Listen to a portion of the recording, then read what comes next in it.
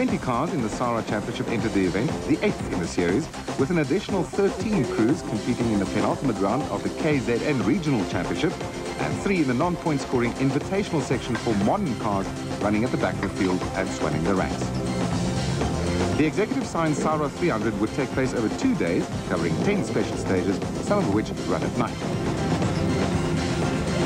Clerk of the course, as in the past, Ian Miller. A quick blast through the streets of Paul Petersburg, and Johnny Gemmell and Robert Paisley in their Toyota Corolla TRD, who were first on the road, pushed hard. Husband and wife pairing Ben and Isabel van der Westhuizen made a rare appearance after missing 6 of the previous events, and driving their Escort, they had a tentative start, adopting a conservative strategy for the night stages. Championship contenders Willem Janssen van Rensburg and Flip Hutting had decided on the opposite approach and pushed their Skyline hard, setting the joint quickest time in the stage with John and Cherry Saunders in their Corolla Mark I. The hairpin left halfway through the stage also caught them out, as it did many other competitors. For spectators, this is always great fun, with many a bright fire lighting the evening sky. But for Giovanni Piazzamussa and navigator Rodney Heering, it was serious business as they put the Escort through its paces in its first championship event. Getting it wrong in the hairpin underlined the fact that both had some work to do gelling as a team. Guillaume Jordan had Johnny Gemmell's regular national championship navigator Gideon Trollope next to him in the hot seat, and together they took the 1600 Escort to 4th quickest time in stage 1. They too found the hairpin somewhat tricky and not quite sharp enough to get the handbrake turn exactly right. But in the end, they trailed the stage winners by a mere 2 seconds. Stage 3, the final night stage, was a monster 33-kilometer long stage, and it took a heavy toll on the field. On board with Ben and Isabel van der Westhuizen, who were one of only 12 teams that made it, despite a broken rear suspension link. On top of that, they also caught car 0 in the stage and almost hit a buck.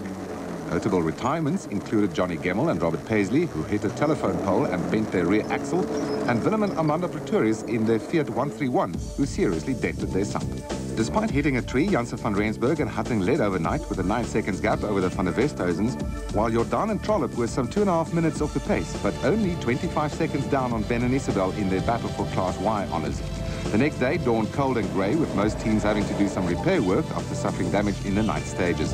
Ben was upbeat. Well, we were conservative last night and the roads were rough, so we were careful. And I think today we're going to give it stick. I don't see any reason why we can't make it up and take the lead. Ben definitely will push the Skyline. He will chase the Skyline, so I'll leave Ben and the Skyline to sort one another out to see where we can get. But yeah, I will push a bit today and see if I can decrease the time between Ben and myself, because I'm actually trying to catch Ben there. We had a couple of bad offs last night, so that's basically it. Willem Janssen van Rensburg and Flip Hutting continued setting the pace in the first stage of day 2, taking 28 seconds off Ben and Isabel van der Westhuizen.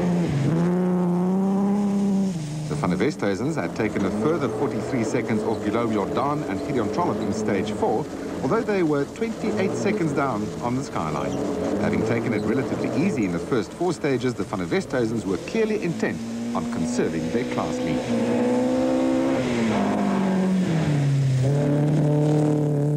But Jordan and Trollope began their fight back in stage 6. They won it by 30 seconds from Janssen van Rensburg and Hutting in the Skyline, who had been suffering from gearbox problems, and took 50 seconds off Ben and Isabel van der Westhuizen.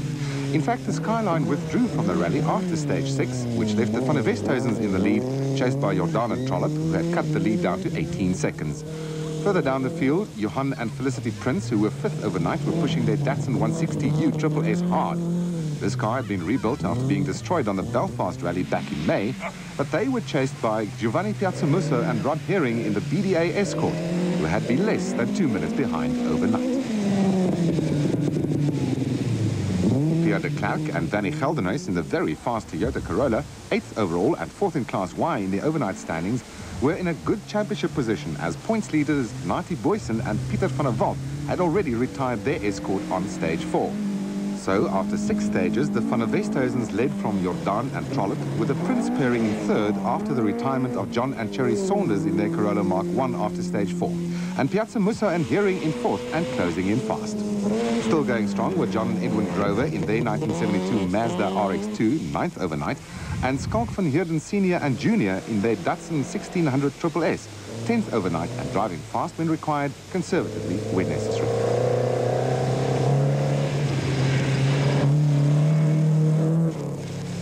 Jan and Suzette Jacobs in their standard 1983 Alfa Giulietta 2-litre were 11th overall and 4th in class overnight, but had also been moving up the order thanks to the retirements ahead of them. Stage 7 out of 10, and Ben and Isabel van der Westhuizen were looking comfortable in the overall lead. They would win this stage, stretching their lead over Guillaume Jordan and Gideon Trollip. The Escort had not seen a lot of service this year as Ben and Isabel had been tied up with personal matters, but they did win the event last year and were keen on repeating that performance. Having won stage 6 as well, making it 2 stage wins in a row, Jordan and Trollip were still pushing hard, but unfortunately for them they would suffer a blown engine later in the stage, putting an end to their efforts. Johan and Felicity Prince were now up to 2nd overall, although at this point of course they didn't know it yet. But they did know that the BDA Escort of Giovanni Piazzamusso and Rod Heering was closing in fast. The 1976 220 brake horsepower Mark II Escort was running like clockwork, and the veteran driver could smell a good result coming. Pushing the opposition into a mistake by applying pressure is as much part of rallying as in any other form of motorsport. In 5th position overall and 2nd in Class X, although they had virtually no chance of catching the Escort in their Datsun, was Skalk van Heerden Senior and Junior driving at a steady pace to get to the finish. Pierre de Klerk and Van Gelderhuis in the Corolla were holding down a solid 4th overall and 3rd in Class Y behind the Prince pairing. Only 8 cars were left in the rally now, and bringing up the rear of the field after a series of disasters which left them with braking on only their left front wheel were Nick Tiernissen and Gideon Treurnicht in another Datsun 1600 SSS. 6th overall and the only car left in Class W were John and Edwin Grover in the great-sounding RX-2 Rotary. Now up to 7th overall and 3rd in Class X, sporting some body damage after a tree had jumped into the road in front of them, were Jan and Suzette Jacobs in the Julietta.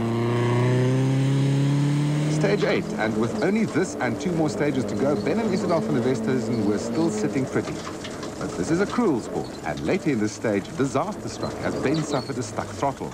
He braked the car to a standstill and stalled the engine, but as he reversed to get out of the middle of the road, he beached the car on a tree stump.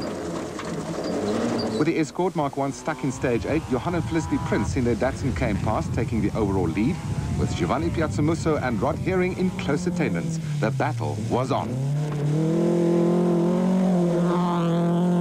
There was very little between the two teams, and Giovanni and Rod went into the penultimate stage, a rerun of that long 33-kilometer stage of the previous night, slightly in arrears.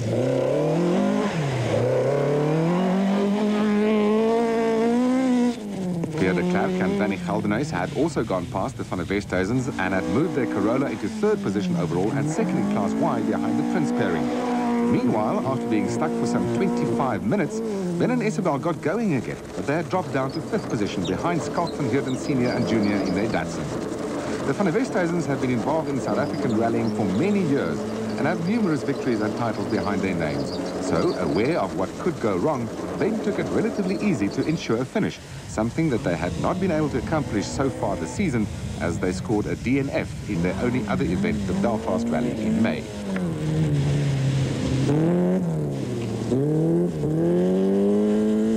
The Van Heerdens had been driving a steady rally, their Datsun not missing a beat. Having scored in only 1 event so far, the father and son pair were heading to their best result of the season.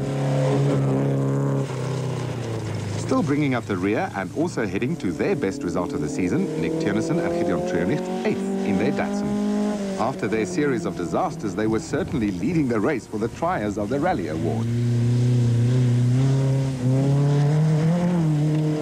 John and Edwin Grover were heading for their first points finish of the season in 6th position overall.